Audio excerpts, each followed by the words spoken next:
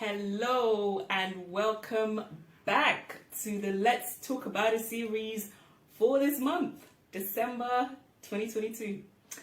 So this month we are going to be talking about, wait for it, love. Yes. And no, it's not what you think. We're not talking about romantic relationship love, which is what, everyone sort of thinks about once we say the word love. But today we're actually going to be talking about love on a much more broader term because it's the most overused word. So it's probably one of the least understood words, but it's a word that just gets thrown around. So let's delve into this topic. Let's talk about it. We live in a world that has fallen short of God's glory. We live in a world that has fallen short of how things were supposed to be, of the original blueprint, of the original plan. And that started, unfortunately, very sad to say, right from the very beginning. Right from the very beginning, the world became corrupted. The first thing that it affects is our relationship with our Creator. That is the first effect of the fall. But the second, equally as devastating, is our relationship with each other. And so that's why we see from the very beginning, murder was one of the first sins that happened. And it was out of hatred, lack of love. But because of that fallen world, it means that everybody in this world has experienced some kind of hurt or the other. When we lost our relationship with God, the first man and the first woman lived the rest of their lives like orphans without a father. And that is the word that someone has used to kind of encapsulate all of these things that I described. So that is a heart that doesn't have a relationship with the Father, a heart that doesn't have a home. So you go around feeling like an orphan. And you know what? That poses a big problem. And you may recognize some of these feelings, maybe in the past, and maybe still experiencing some of it. I'm going to be listing some of them out. So, feelings of being alone and dejected. Feeling like you don't have a place in the world. Feeling like you are not understood. Feeling like nobody really gets what you are going through. And these are all very valid feelings, right? Because if you've been hurt, if someone has misjudged your intentions, you're going to feel like nobody understands you. If someone has left you, abandoned you when they were supposed to love you, you're going to feel dejected. If someone who was supposed to back you up, who was supposed to be there for you, left you, you're going to feel alone. And it's like a domino effect. With that comes lack of trust. Finding it difficult to trust people.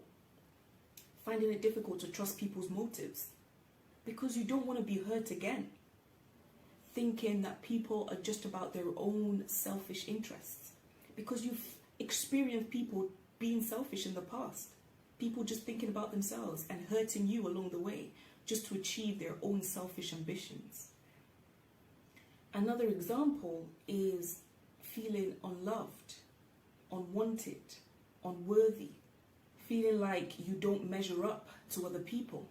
Because along with the fall came this whole big thing of comparison. Everybody's comparing themselves with each other. I'm better than you at this. You're better than me at that. One person's feeling superior than the other person's feeling inferior to the other. These are all parts of the orphan thinking, the orphan heart, and part of the fallen nature of our world that we see today. And so many times when people compare themselves with others, they don't feel like they measure up. They feel like they're not worthy of love.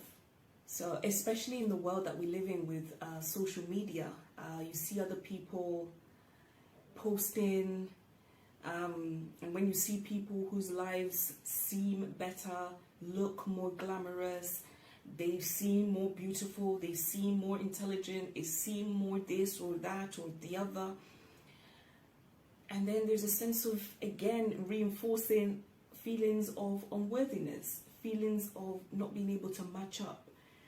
And then what does that lead to?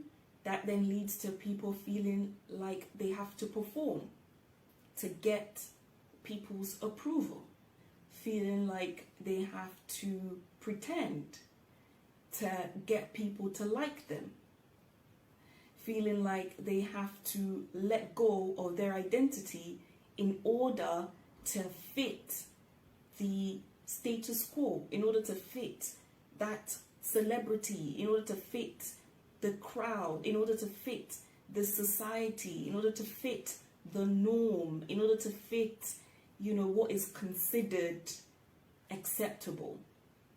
But actually what's at play there is feelings of insecurity.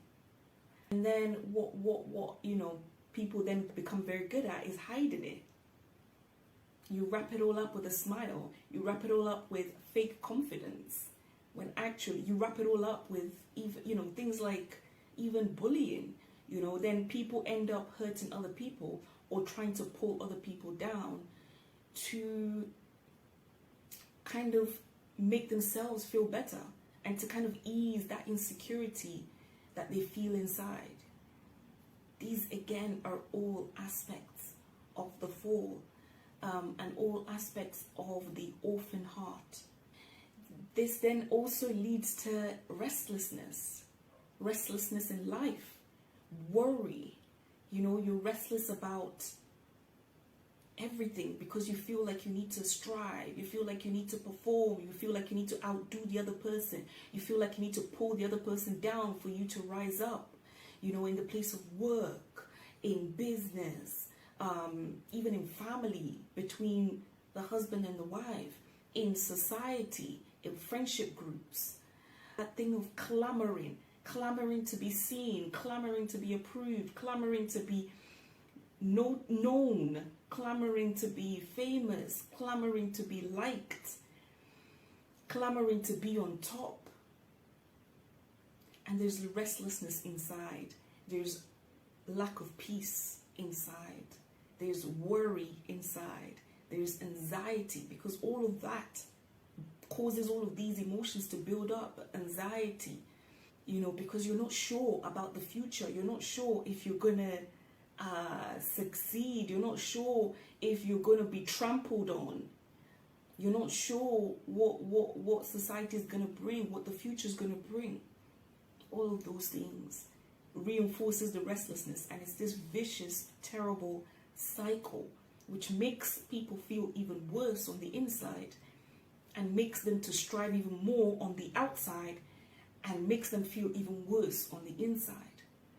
And it's like that because then the more they try to pull other people down, the more it affects their relationships, the more it affects their friendships, the less they feel good about themselves, because they've got guilt and condemnation and their conscience tugging at them. And sometimes, they've done it so many times that they don't even have guilt or condemnation anymore. And their goal is just to keep pushing, regardless of the consequences, regardless of who they hurt along the way. All these things I'm describing here are evidences of the orphan heart and of the fallen world that we live in. But trust me, it is going to get better. We've got to talk about the bad news first so that we understand where we are at and why love is so important and why love is literally the solution to the world's problems. Love. And we're going to be delving into that as we go through the series. So stay tuned. I don't want this to sort of be like a dooms thing. So I'm not here to sort of make anybody feel bad, but I'm here to describe reality first. I'm here to speak the truth. I'm here to let us know how things are, and why things are the way they are. And I'm sure you'll be able to recognize maybe yourself, maybe other people, scenarios. I definitely could recognize some of my old self in what I'm describing here. We have all been affected. And so we all experience aspects of that fallen nature.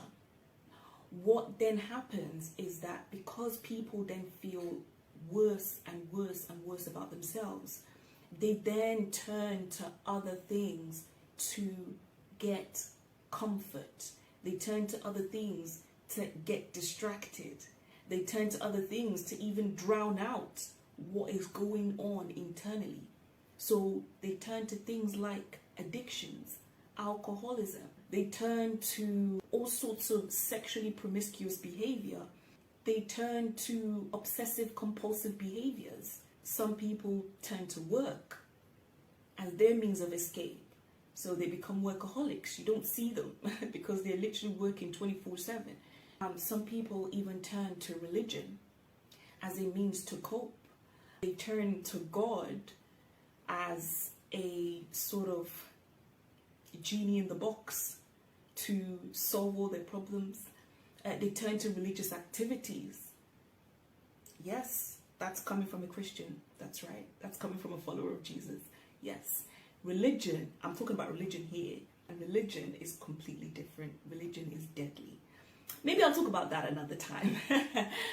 But yes, people turn to religion, and it's not just Christianity, all sorts of religions. You know, there's all sorts of, and I'm sure many more that I can't, that doesn't even come to mind. Human beings have come up with all sorts of means and ways and methods to drown out, to block, to suppress, to, manage, cope with all the effects of the fall that we see today. Most people approach life from a defensive point of view. They are trying to protect themselves from more damage, from more harm, from more pain. And because of that, they then react, respond, behave in a certain way that is actually toxic or abusive, or even reinforces the problems that we are trying to avoid on this earth, and essentially reinforces the attributes and the symptoms of a fallen world, and a world that is devoid of love. This is the sad situation that we have as human beings on our hands, because we've all been hurt and wounded. And it takes revelation for someone to be able to step out of that reality and enter into a new reality that is actually able to live out and exemplify true love.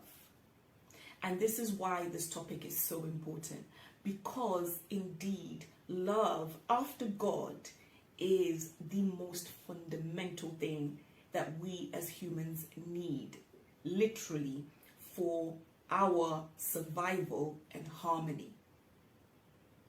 But I can assure you that the story does not end there. Thankfully. Thankfully, the story does not end there. Next week, we are going to be discussing the solution to all of these problems that has come in the world. And we're going to be talking about love. Love, love, love. Love that brings restoration, that brings peace, that brings renewal, that brings freedom, that brings the end of striving, that brings hope. Love. So stay tuned. Until next time, God bless you and peace out.